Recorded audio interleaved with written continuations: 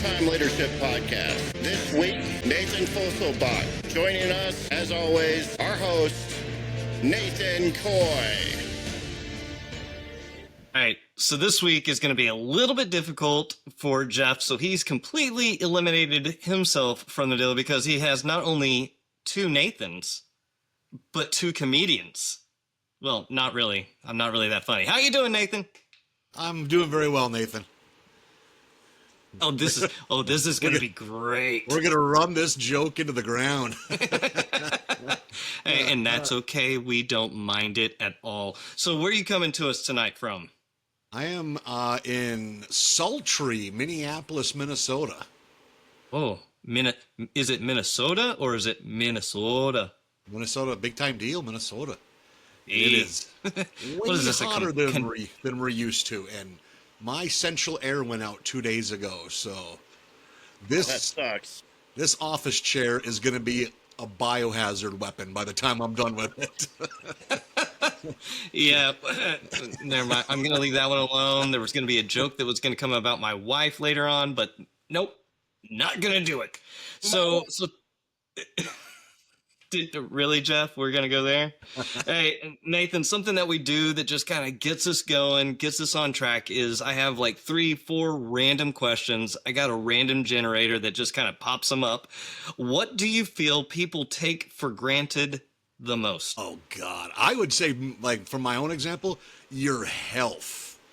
Like, break your leg or something and just realize how much it screws with your day-to-day. And then when it heals, it's like, whatever. It's like you forget about how much it sucks until, or like for me, I'm just the biggest puss when I get sick. I just my life is over. It's like, do I get a flu shot? Nope. Do I make a living going into bars at night and letting drunk people breathe in my face for 3 hours? Yup. And then Well, I'm just then you should baffled be why I pretty get well sick. good for everything, right? You would think, but I do have a pretty good immune system, but about once a winter, it all finally comes to a head, and I'm bedridden for 10 days. So are you man cold sick or are you actually sick is probably what you ask yourself. Yeah. I struggle with that internally a lot. Yeah. Hey, what is the best gift you've ever received? God, that's a very good question. I would say, it's hard for me to remember back this far, but there are pictures of me on Christmas Day when I was like 3 or 4 years old, and I got Castle Grayskull, like the headquarters for He-Man. And I look like a kidnapping victim in the pictures because I'm just screaming and tears are running. But apparently I've been told they were tears of joy. But it's like, I've never been that happy about anything in my life since. So that has to be it. See, when you said a kidnapping victim, I was thinking white panel van with no glasses in it. And you're in there like, yeah, man. Yeah. Maybe not.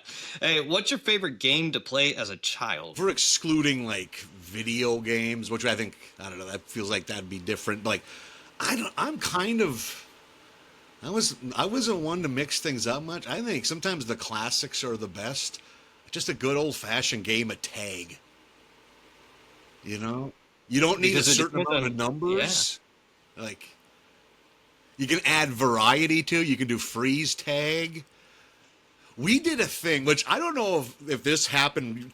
Let me know if you've ever heard of this. When I was a kid, some of the older kids would play a game called TV Tag, where if you were about to get tagged, you could say a TV show, and it gave you like a 3-second, can't be tagged window. But if someone said the same TV show more than once, then you were automatically it. Which, okay. What you could tell we were a lot of inside kids. Were you homeschooled? No. See, I say that jokingly because my son is, and I think that we have that problem. So I don't know, but I will say this. I liked tag as well, especially whenever it didn't matter how hard you hit somebody. Because if you really didn't like anybody, you'd be like, tag, you're it. You'd hear the screams and like the ribs cracking and stuff. It was It was important. Hey, what's the stupidest thing you've ever done for love? Oh my God. Just stayed in relationship that was clearly doomed far past its expiration date. Like, fifth time's a charm, She won't hurt me again. I was an incel for a good chunk of my life, so so, so I don't have a big repertoire to choose from. But I think just like blindly staying in a relationship where you both know this isn't gonna last would be, which I wish I had something cool and exciting like jump a Camaro over a gulch. What was that? Thelma and Louise? Yeah, like marry me, Darlene, whatever. spray painted on the side. Taking off like a Dukes of Hazzard. Yeah. Hey, listen, this isn't TV freeze tag, okay? Let's not do that, dude. Seriously. Hey, Nathan, awesome. See, that was easy. It was just a warm-up game. That's all it was. Nothing bad. Those questions weren't too difficult, were they? No, I love stuff like that. Good. Well, hey, Nathan, here's the thing. I want to know about you. I want to know what you've been through, what brings up. Now, you're a comedian, a stand-up comedian. Yes, sir.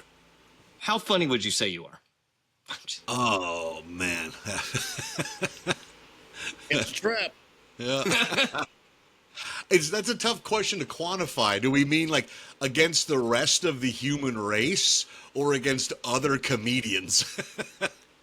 Ooh. You know what? We'll just go with this one. Why don't you tell us your story, man? Like, just tell us where you came from, how you got to where you are, what it's like being on the circuit. The world is yours. You take it. I grew up in very rural, middle of nowhere, North Dakota. And I don't know, junior high, I was always the goofball kid. So like going into a career in entertainment was probably always in the cards. And then like a lot of kids of the late 90s, I got an interest in movies when Pulp Fiction was all the rage. And, so I went to film school right away. And then I was like, I don't want to do this. And then I just got drunk with my friends throughout my 20s. It took me 7 years to get my undergrad degree in writing and English. And then a professor's like, you should apply for grad school. So I got into an MFA writing program. And I was like, I'm going to write screenplays and novels. And then the years went by and none of my screenplays or novels got any traction. And I don't know if you've ever known anyone that like writes fiction.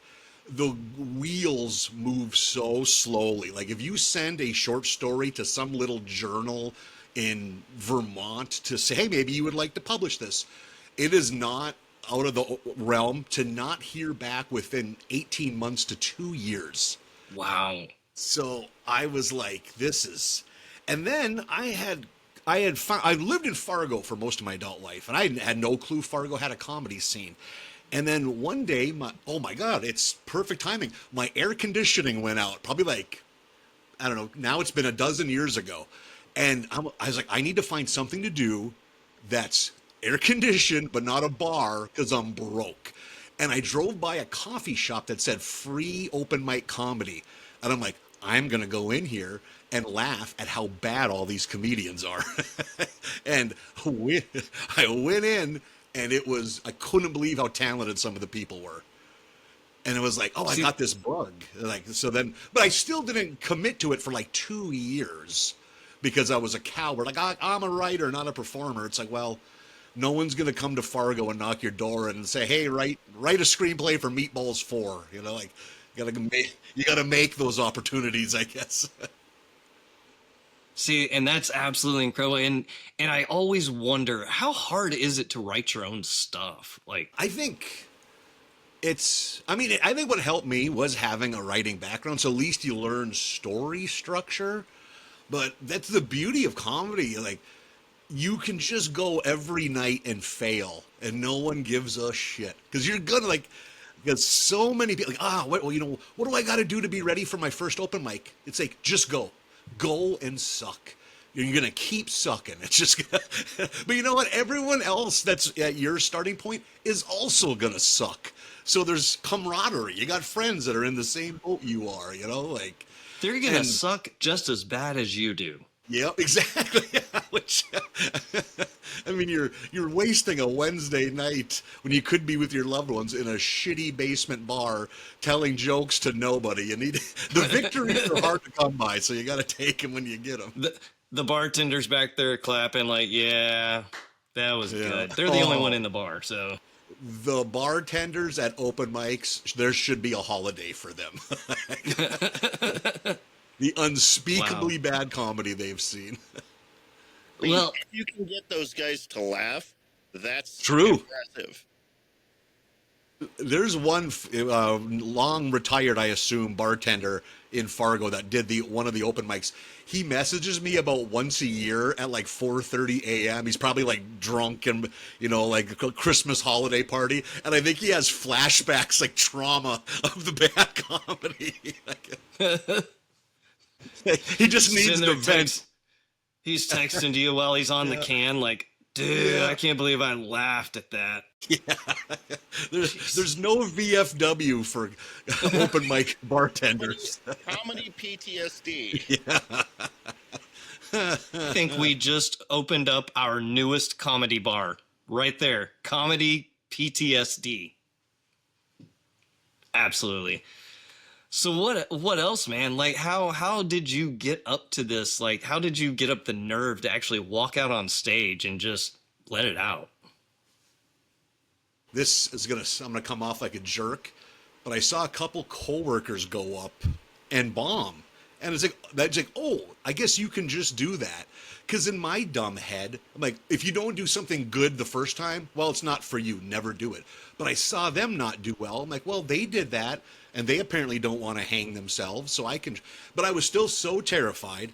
I didn't tell any of my friends, and I went to a bar where I wouldn't know anyone, and I got fucking hammered because I almost didn't want to remember it. Perfect. And it went fairly well. If it wouldn't have, I probably never would have done comedy, which is the insanely stupidest thing I could have done.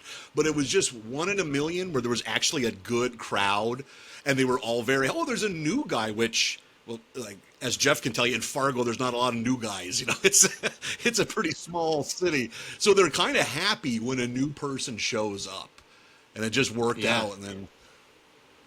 Still think what is Fargo, like about 100K? I think all told, I think it's closer to 200, but that's with West Fargo, Moorhead, everything included. Well, yeah. If you're counting Minnesota, just like Grand Forks, you got to count Minnesota. But no, I disagree. I don't think you should bomb that first time. You need a little bit of that kick in the, like, oh, I can do this. Bomb your second or third time to get you grounded, but that first time, you almost want to do well enough that makes you come back. That is a good point. Oftentimes, the second one is your worst bomb because people are treating you normally. Like, the host doesn't make a big deal of a guy on a second time. They make a big deal if it's your very first time. Like, hey, we got a tradition here that we always make a lot of noise for our first timer, and then, you know, but after that, you're just one of the unwashed masses that waddles up to that bar for 5 minutes at a time and tells your jokes. Your comedy fodder. Yeah, exactly. Yeah. So what's the hardest thing? Oh, God. I mean, I bet for most people, it's the time commitment. Like, I mean, I think I heard Bill Burr talk about this on a podcast. Like, he heard stories about when Ray Romano got into comedy. Like, everyone's like, holy shit, this guy's incredible. This is amazing. And then they found out he had a wife and kids, and it was like finding out he had a terminal disease. It's like, oh, we just got to, like, it was as if, well, he can't commit to this because he has a family. Like, and I just at the time I was single, I don't have any kids, so the time doesn't affect me. But, like, man, even in Fargo, I was spending 3 to 4 nights a week. You know, you get home from work, you eat, and then you go out and You do your 5 minutes of terrible new jokes to like, and if you live in a major city, you can do it from 6 p.m. to midnight, 7 nights a week if you really want to grind. So it's the time commitment, I would say, is probably what most, or it's also what gets people to quit. It's like, I'm not seeing the growth that I want. I got other interests in life. I can't be spending 10 hours a week doing this on top of my day job.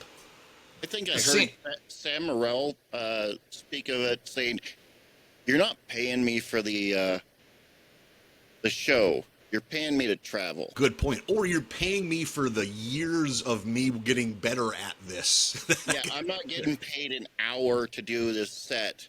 Yeah. I'm getting paid for the years of grinding and not getting paid. Yeah, that is a good way to look at it. Man, that's absolutely incredible. Just thinking about just the strife and trying to go through actually traveling to these locations just to get up there for 5 to 7 minutes for a few laughs. Let's be honest, to start off with, that's really what it's going to be. Or in like major cities, it's 1 to 3 minutes, which is like in Los Angeles, like, and wait for 3.5 hours to get up to do your 2-minute set is so like, I always think about that too. Like if I ever grumbled about anything in Fargo, it's like, think about being in LA where you're in traffic for an hour. You got to pay to park and then walk 8 blocks to the venue. And then there's 200 comics in line ahead of you, like just or I had a friend that grew up in rural Minnesota. He was in college, and he's like, I want to be a comedian. And instead of moving to Fargo or Minneapolis, he's like, well, where do comedians live? New York City. So that's where he moved before he'd ever done 1 minute of comedy. He would say that was a mistake because you are lower than dirt. Like he said, for every 10 open mics he would sign up for, he'd maybe get up at 3 of them. So, like, getting that 1 minute was like the gift. Like you were happy. Like, you really gotta love it to put up with that. And it's actually amazing because we sit here and we watch America's Got Talent, and we watch these big like comedy shows where they actually are giving them 3, 4, 5 minutes, and you see how much material somebody can go through in such a short time. I can't imagine them going, okay, you've got an entire hour to do a special.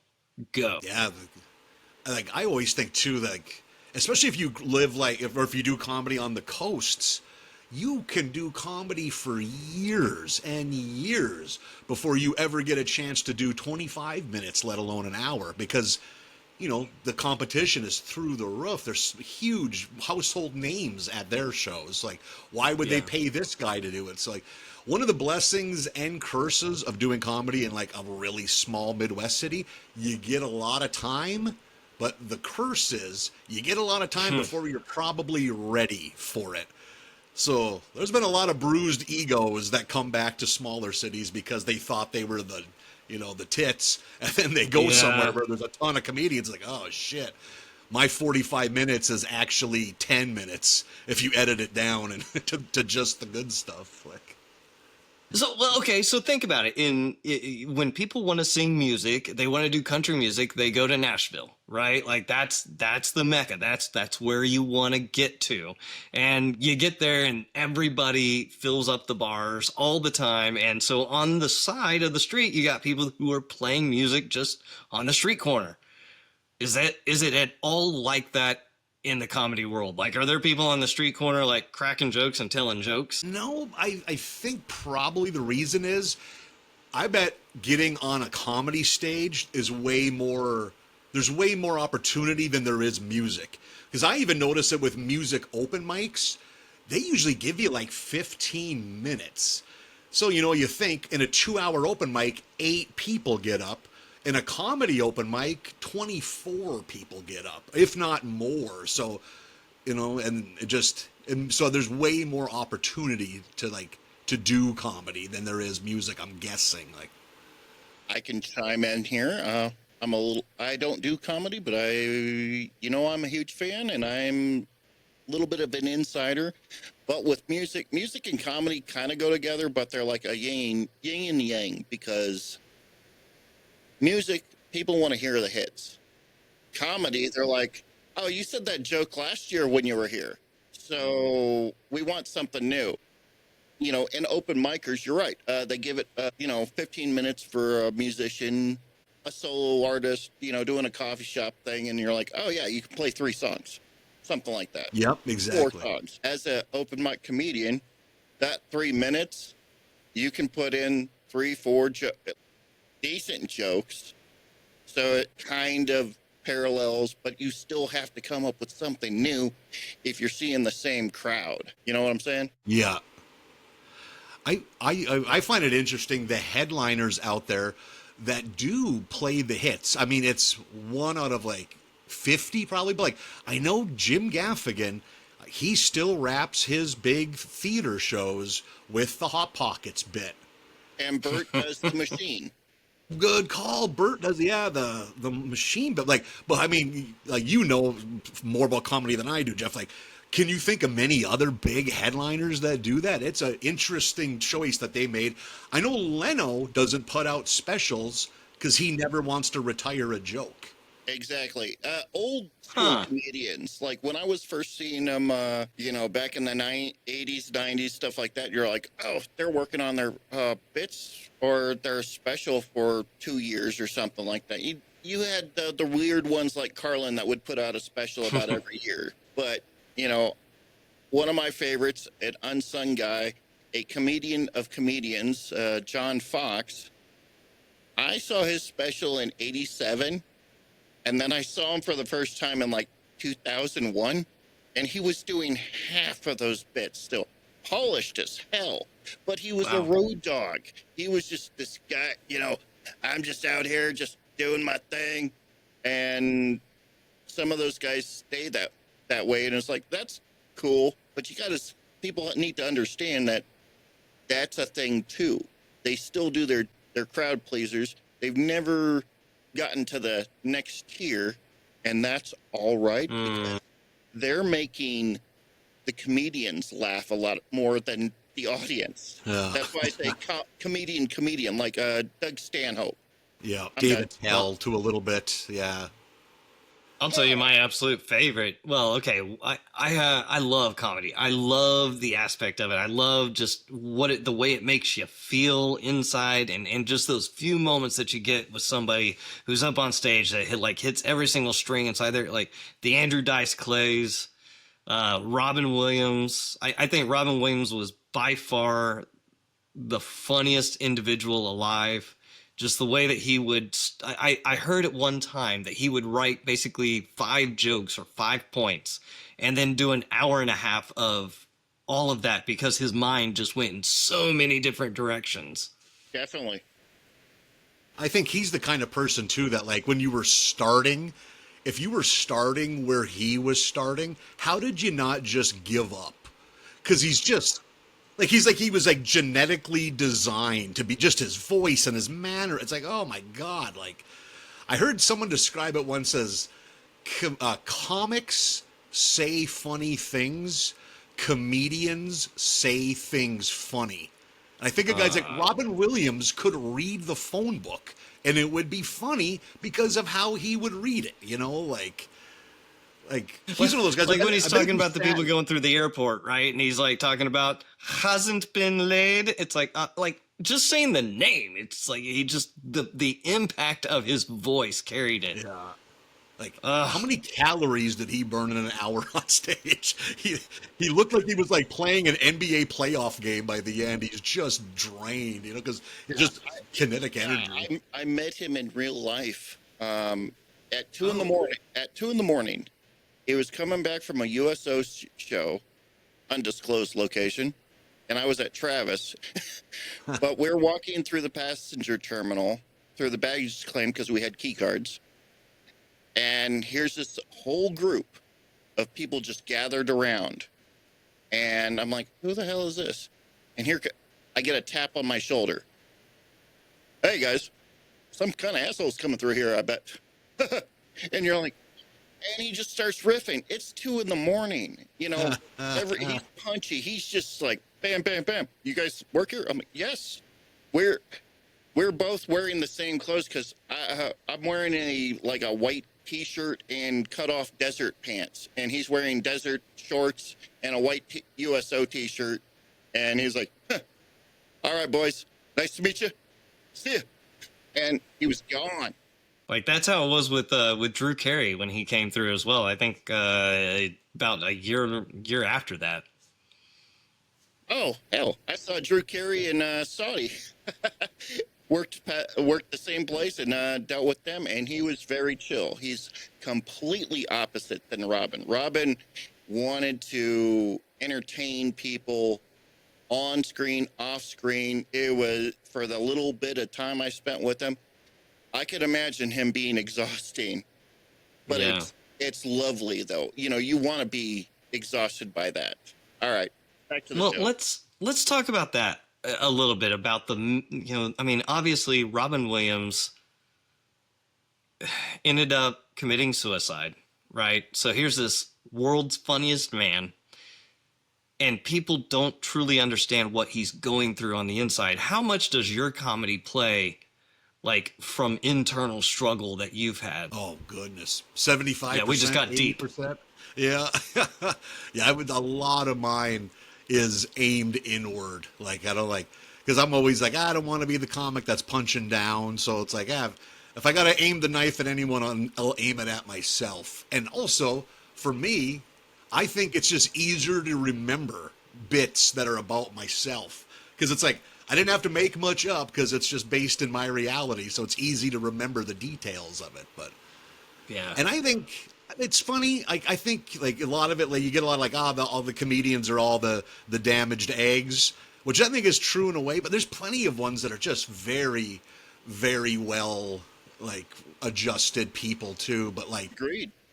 I think more so today too. Like there's a lot of the younger like Gen Z comics, like college age to 25, that are coming up, and like it scares me how professional they are. Like it's like, which I think is great for their life, but it's almost like, don't you want to live a little? Like I see these kids like they're 22 years old and there's an open bar and they like, no thank you. I'm like, how? I would have More for me. I would have been physically removed from that place when I was 22 years old if there was free booze. But, See, which- and that- yeah. But that goes back to the Farleys, that goes back to the Belushis, that goes back to that generation of comedian that now it's the clean culture. That's our generation. Yeah, for 100%. Yeah. On that subject too, I heard it wasn't even a comedian. It was like Josh Groban. If that name means anything, he's kind of like sings old classic standard songs. Like grandmothers probably love him, but he was on Gilbert Gottfried's podcast, and they were just talking about people they know that had succumbed to alcoholism or mental illness or drugs, and he brought up a good point. Even him, it's not like he's a rock star. He's singing Sinatra covers to nice old women at theaters, making tons of money, but he's like, you travel all day, you're away from your kids, you're away from your wife, you're miserable, you're in another hotel, but then for 2 hours a night, you get to go onto a stage, do what you love, surrounded by people that love you. You get off the stage, the energy's high, your adrenaline, your endorphins are flying through the ceiling, and you have two choices. You can either go out with these people and keep the Jeep rolling and have a great night, or you can go back to the hotel and be alone. So it's like, no wonder so many people fall into drinking and drug problems, you know? Like, Yeah. it's like, Well, so we talk a lot about resilience, right? Resilience on this podcast, specifically spiritual resilience. Just real quick, out of the blue, how would you define spiritual resilience? goodness. That's a very... For we're you. getting... For we're you. get- Yeah, just for you. Huh. Doesn't have to be religious or anything like that. Yeah. It's just how you go about the trials and tribulations and such like that. I think one thing I've always given, I'm very self-deprecating. I think one thing I've always given my credit, Yeah, you're from self-credit North for. Dakota. Yeah, exactly. is I think I have a pretty good gauge on who I am. So like, I think like just knowing yourself, I think whatever the opposite of delusional. Like I know that starting comedy at 35 is not a pathway to success. And I'm like, but I still love doing it, so I'm not going to let the fact that fractional number shrinks every day, and like, and just I think also finding what you like. I wouldn't do this if I didn't love it still, because boy, it's because it's easier to quit every day. You know, it's like, oh, I don't have to drive, 8 hours to make $200 at a bar in rural South Dakota. But like, I still love it, and I know myself well enough that when I stop loving it, I will quit. Like, I don't crave fame. Like, that's not like, I'm not delusional that way. Like, I think that kind of veered off a bit from the question, but like, no, because so here, Nathan, this is why I actually asked this question. This is why Jeff and I go through this conversation with people, is because we all find it at a different level for ourselves. And I think that there's a lot of people that are afraid to explore what spiritual resilience looks in their lives. And like, I define it completely different. Jeff defines it completely different, and so do you. And so the way that you said it was actually absolutely beautiful, was knowing yourself, knowing who you are, and that plays into your routine quite often, where you self-deprecation and whatnot, but that's because you're self-knowing. yeah. Oh, like, I just recently, that probably like 2 months ago, I did an little outdoor show in the Twin Cities here, and a very drunk woman came. She like dipped, and she was sitting in the very front. She left a third of the way through my show, and she like, I just couldn't handle how mean you were about yourself. And I was like, lady, I'm the one saying it. If it was truly hurting me, I wouldn't do it. Like, it's like, I'm facing this demon and fighting it, So it's like, See, and that's the awesome part. You're facing it and beating it right there in that scenario. And I think people kind of lose that on themselves. Like, they want to laugh at it, but then it's kind of one of those like, I don't, am I supposed to laugh at this? I don't know. yeah, if you want to build up resiliency, talk about your weakest character flaws in front of strangers. Yeah. And Wow. then have them have that drunk person, and they always have to be in the front row, Yeah. carrying on a conversation with you. Or, well, there was one show, and the individual before you that went up, she was killing it, but this lady wanted to have a full-blown conversation with her. I'm like, it's like 8:30. You're hammered, lady. And it was in a kind of a classy joint.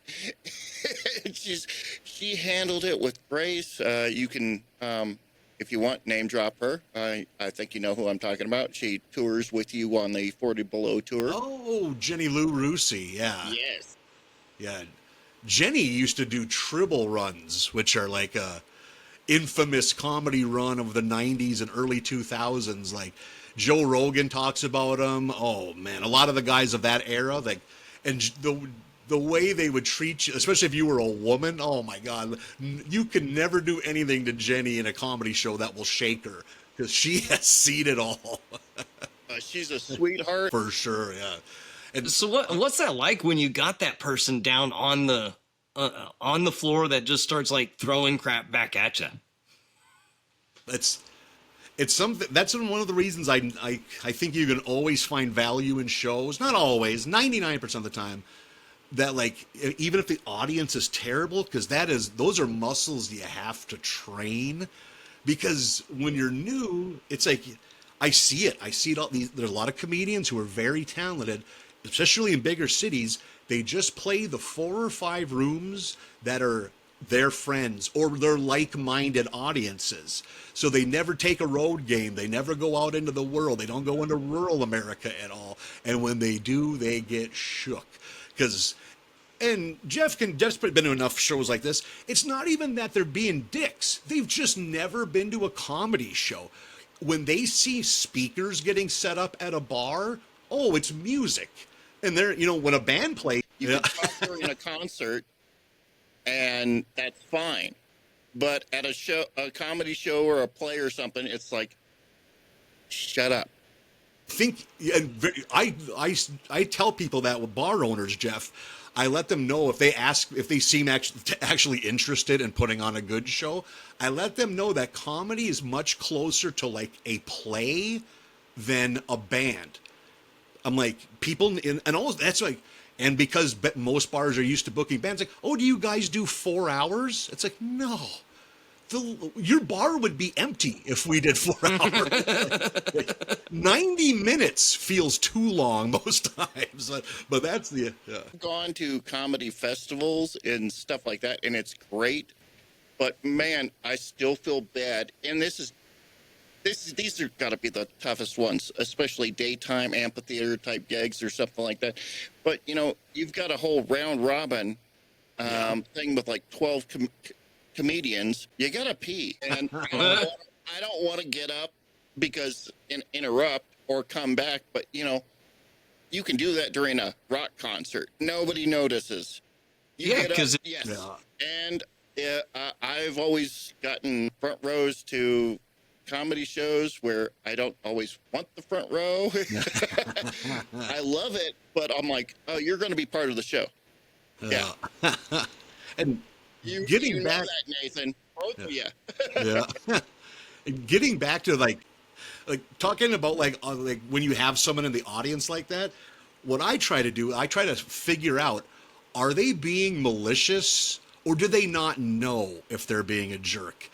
And then are they ignorant or jerks? Like, and also I gauge the people around, or just drunk. Yeah. Like I'll gauge the people around them too. Like, well, if they're not bothered, I will let this slide a little bit. But eventually, if you notice people are getting drawn away from you and towards the noisemaker, you have to address it. Like, and I think the key is to not, because oftentimes you are very angry because you're like, you're the one thing stopping the show from being great, but you don't know, they might be beloved in that town, and you're the asshole that nobody knows. So if you call that lady a piece of shit, they're gonna hate you. You sometimes have to give them the rope. Yeah, like give them enough rope to hang themselves. So what's the weirdest thing that's ever happened in the middle of a show that just kind of like went off the rails? We can talk about anything on this, right? There's like no content. Like, I did a show by Minot, North Dakota. If you don't know where that is, good for you. Why not? Why not Minot? And there are maybe 8 people at this show. It's my poor friend is going first, and he has a very crude joke about having sex with a Jimmy John sandwich because hey, he works there. They give him one for free. Why not? And this hammered big redneck goes, I'd eat that sandwich.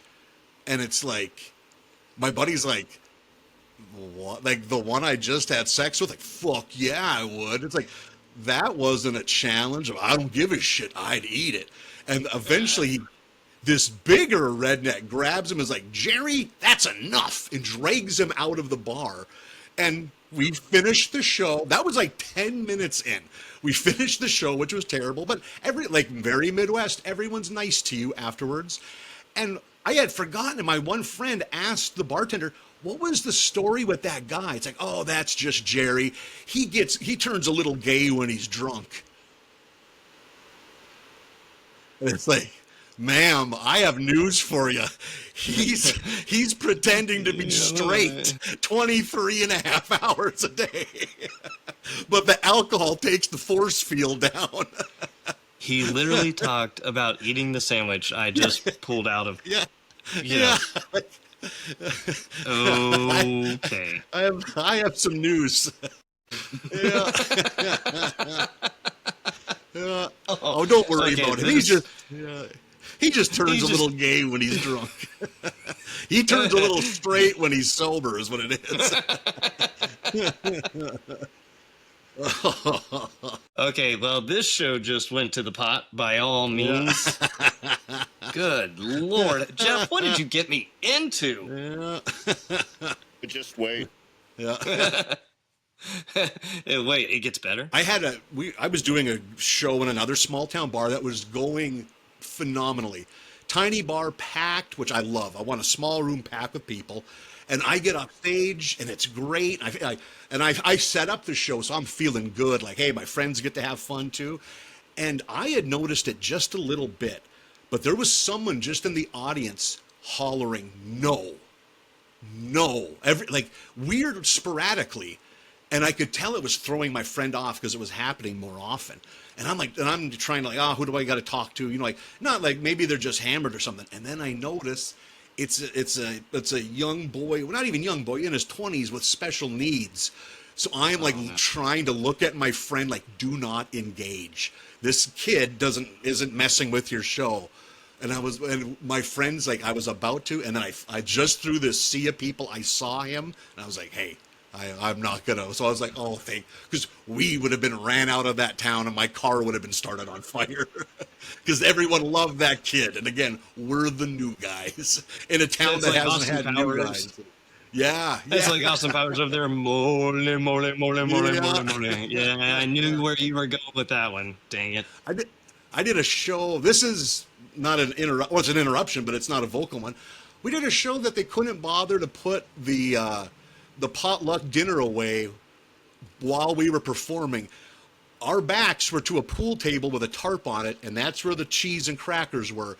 So people were literally walking, like, and touching your thigh with their thigh as they loaded their plate up. It's like, so that's the tip. Yeah, yeah, they really support the art. That's good. Yeah, they're a classy type of people in that their town. Harvey, so what was your Dakota. favorite town? Yeah, what was your favorite town to ever play in? Oh, golly. There's been or some city or there's been some terrific ones. Oh my goodness. I am trying to think. We did a town of, I think the population was like 31 in the Black Hill or in the Badlands, in that part of this where nobody lives. The bar was like a bomb shelter. None of it was above ground. You walked into like what looked like an old garage, and there was just a concrete stairwell. It's like, oh, we're getting human trafficked. That's what this is. This comedy show is just this. But we got down there. They loved us. There were like 50 people there, so they must have brought family members from out of town or something. And the couple that owned it were like this cool hippie couple from like the San Francisco area. They just, like, imagine living as maybe you have in California. Imagine having the offer to buy a bar for $80,000. You couldn't even comprehend that in San Francisco, but it's like in this tiny town you can, and I'm pretty sure those people were already ready to move, but like, yes, we are ready to go. Yeah. Dude, has anybody ever told you you have the perfect radio voice? Like, I get just the way. I get that a lot. I think that's a thing that came later in life, the last 10, 15 years. Because I had a very nasally Norwegian voice, but then like middle age just pushed my vocal cords down another octave. Well, I'm sitting here going, I could listen to a book being read by you. There we go. If there's any audiobook agents listening. Nathan Comedy. What'd you say, Jeff?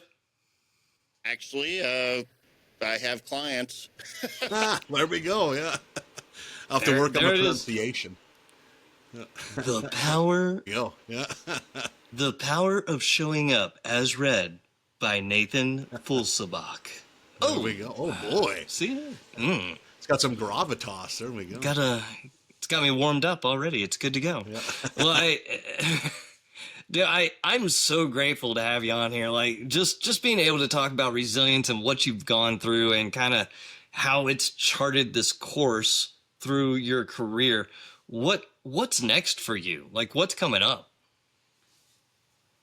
Man, well, I think it's really the whole country's like this, but particularly in the upper Midwest, comedy shuts down during the summer because As Jeff can attest, when you live in North Dakota, you have 3 tolerable months a year to be outdoors.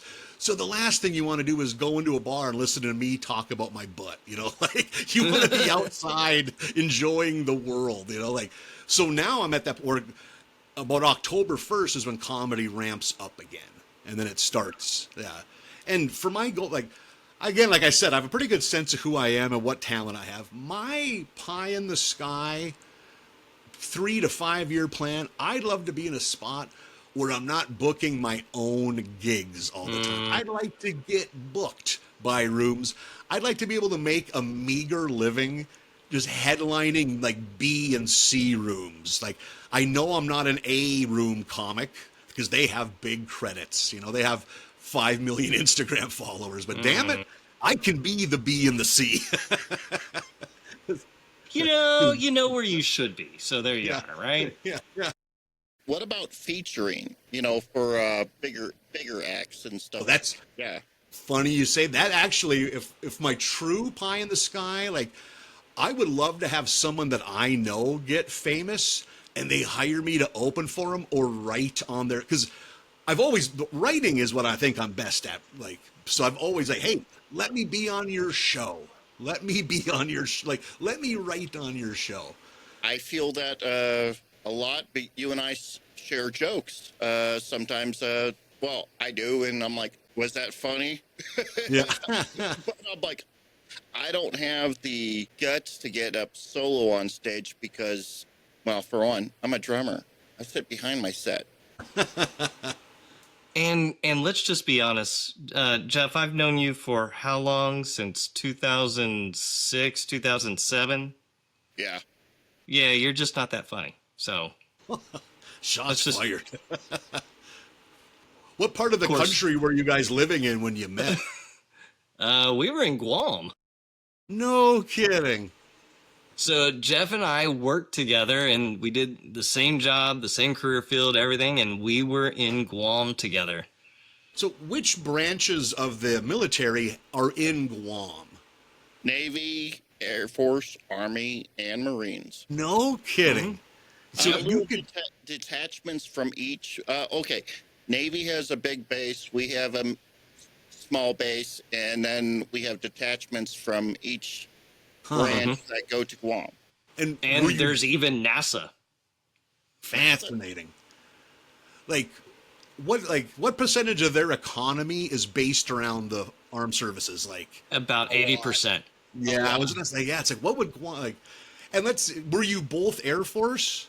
Yes. Mm-hmm. When you get I don't know how they give you the information, if it's on paper or how, when you're getting told you're being transferred, are people excited about Guam? I was. Absolutely. Are you kidding me? I actually... I was at my first base for almost a decade. I was on the West Coast for 9 years and change. So when I got sans deployments, because that's all they did after 9/11 was send me out the door. And I was happy. I'm like, oh, I get to stay here for 3 years. They're like, we just started deployments, and you're going to Iraq for a year. But figure. What other jobs can you have where you might get to live in Guam? Like, you know, it's like you got to take that opportunity, you know. You know, you have to. It's cool. It's what you make it of, right, Nate? It's absolutely. So there's actually 2 NASA astronauts that are stationed on Guam because Guam is an alternate landing site for the space shuttle. And so they have to practice space shuttle procedures. And so they will actually jump out of a plane, land in the middle. Then they have all the crews that kind of come and do all that. So, I mean, there's even astronauts there. It is exactly like G said. It is exactly what you make of it.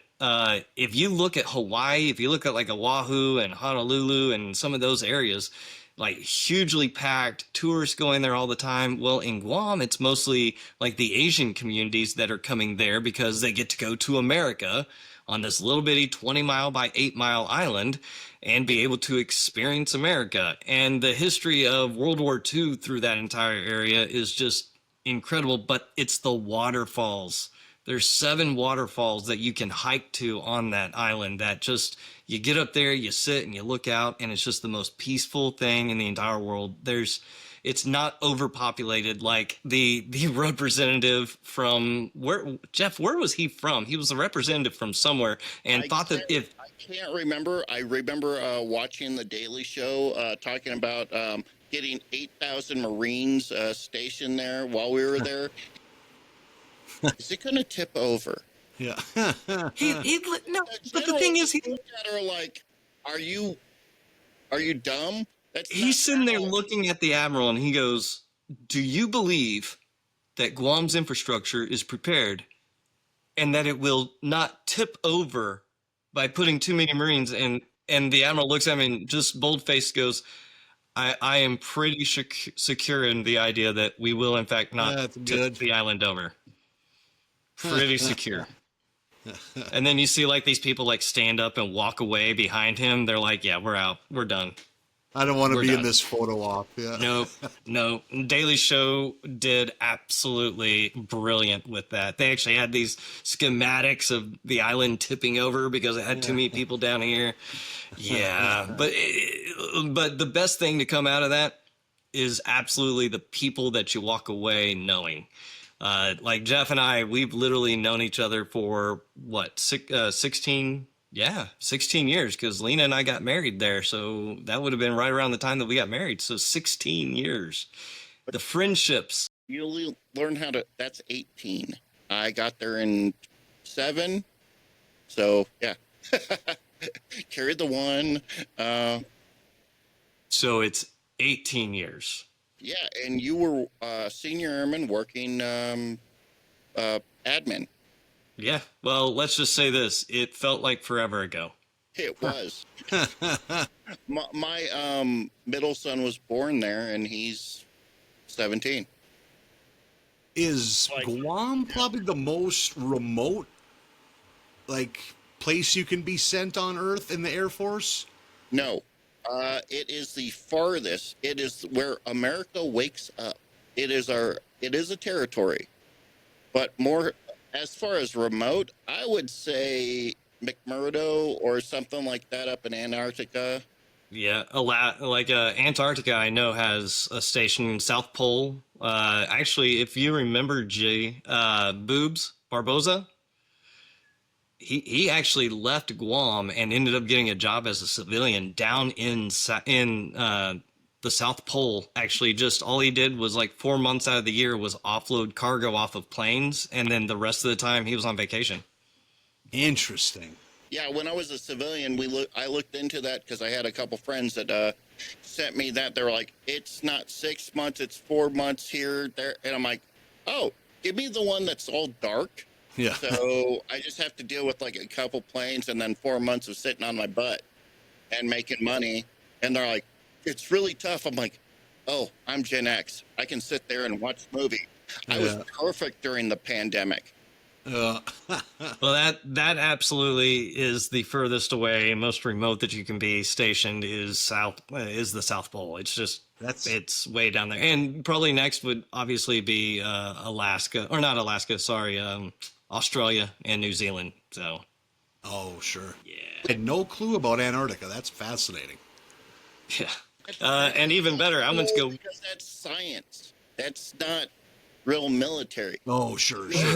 There to offload aircraft and supplies, coordinate the air traffic control, the flights, stuff like that. So it's not a war. Yeah. The absolute best thing that I will tell you, Nathan, is every time that we're deployed, or any time that we were deployed, we would always have comedians. We would have bands like the Blues Travelers and stuff like that were still good names that were coming through. And in a war type environment, when you're just thinking about staying alive for the next day, or, rocket grenades coming in, whatever it sounded like, there was always this moment when the USO would send comedians in, and it was the greatest reinforcement we could possibly have. So I will tell you this from my own personal experience. Thank you for the comedy that you bring, even the self-deprecating, Absolutely. because it always makes us think like, oh, well, that's good for us too, right? Like, Yeah. we're not alone. This is a little off topic, but I have a friend who he was in Afghanistan. He was Army, and he talked about when he got back, he had like, I don't know if there was just some processing time, but he had like 8 months to basically like, they're like, hey, don't get a job. We're going to find something for you to do down the road. And he's like, and he's not an athletic guy at all, but he's like, I am literally never going to be in better shape than I am right now because he'd just been walking through the mountains of Afghanistan for 3 years. So he walked the Appalachian Trail. He did the whole thing. Like, Wow. he's like, this is the kid that couldn't make the 8th grade basketball team in our tiny North Dakota town, but he was in good enough. He's like, yeah, I can't let this go to waste because I'm never going to be this fit again. I know the feeling. I'd look at deploying as almost a club med or, hey, all right, I'm getting a little tubby around the midsection. Time to deploy. And yeah, because there's no booze. There's no nothing. You're just general order one, and you drink a lot of water, eat protein, work out, and go to work. And watch a ton of movies and stand-up.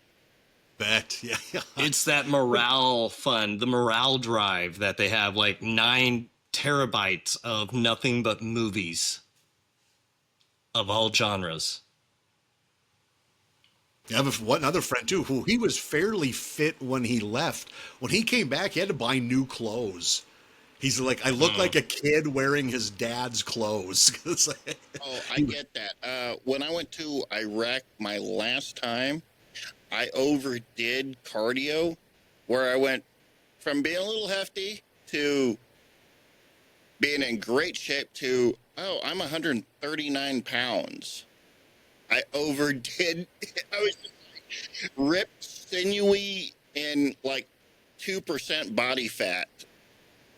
But luckily, 10 years later, I'm the opposite of 2%. You're making up for it. You deploy, and I wouldn't say get your head straight for certain things, but you could take yourself out of normal day-to-day headspace because you just care about the mission. And then you daydream about what's going to happen when you come home. Mm-hmm. Interesting. And that is good. And, we all know not good because you have these expectations because their lives are still going. You're doing Groundhog's Day for however long you're there. Interesting. You may have a different mission, but the same people, the same living conditions, same everything, and you BS, you go do your routines, and that's how you survive. Yeah. And that's literally what it is. It's just that mental war that you have to constantly go through. It's not necessarily the bullets that are flying. It's not necessarily the RPGs. It's just the mental side of everything. You're right. Like I said, Nathan, your role that you play in society with comedy is not just a break for yourself or for the members in the back of the room, but sometimes there's somebody in that room that needs to hear what you're saying. So keep up the comedy, keep up the work. I know it's not easy for you to come up with information all the time to be able to use, but what you do is you put a smile on a lot of people's faces that probably needed it in that moment. So I'd really like to say thank you to you. And do you have any final words that you'd like to leave with us? Thanks. Yeah. Thanks for everything. And yeah, I can't wait to see where the podcast goes. Like the setup for this is great. Like I love a kind of 3-man weave, like in basketball practice. So you can just kind of pass it amongst yourselves. Yeah. Thanks for having me. Yeah, keep up the good work. Oh, and I guess I should do a shameless plug. Nathan Comedy on Instagram. I don't use it enough, but if I do anything funny, that's where it goes. So Nathan Comedy on Instagram. About you got one more thing to plug that's coming up. What am I? I know I'm 40 blanking. below. Are you guys Oh, doing that this year? yeah. It's my yep. And I also kind of do our tour, like our small town comedy tour, is called 40 Below Comedy. Do us a favor and give us a like. We need all the likes we can get. Of course, we'll like and share the Yeah, crap out of it. yeah. Slam that share and subscribe button or whatever the Gen Z influencers. Oh, look at that. Chopped off all my hair this summer, though. Now I'm a corporate sellout. Yeah. And I'm sitting here going, I don't think that's not you, but it is, folks. Go look. Thank you. You want to know? Well, I think I'm roughly around your guys' age. I can remember the last time I didn't have hair long enough to put in a ponytail. It was the same week that the White Stripes "Get Behind Me, Satan" CD came out. Wow. So when you can remember your last haircut because you bought a CD that day. I was in Guam the last real haircut I got. So there you go. Yeah. All right. Nathan, you have anything else to add? Are we keep smiling, keep happy, keep it going. Check out us on our socials at the Wartime Leadership Podcast, everywhere you can get it. On the audio, yes, that's everywhere. Video, Spotify right now, and we're getting a little bit of YouTube in there. On behalf of the Wartime Leadership Podcast, mahalo.